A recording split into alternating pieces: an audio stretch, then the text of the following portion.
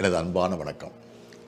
சமீப காலமாக நான் அதிகம் கேள்விப்படுற செய்தி ஒன்று என்னை அதிகமான மன உளைச்சலுக்கு ஆளாக்கிட்டு வருது.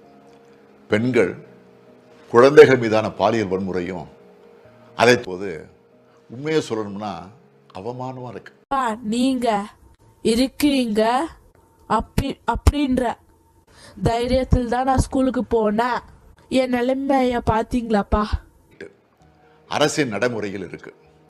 எந்த குழந்தையா இருந்தாலும் தனக்கு ஒரு பாதிப்புன்னா 1098 என்கிற எண்ணுக்கு உடனடியாக தகவல் தெரிவிக்கணும்.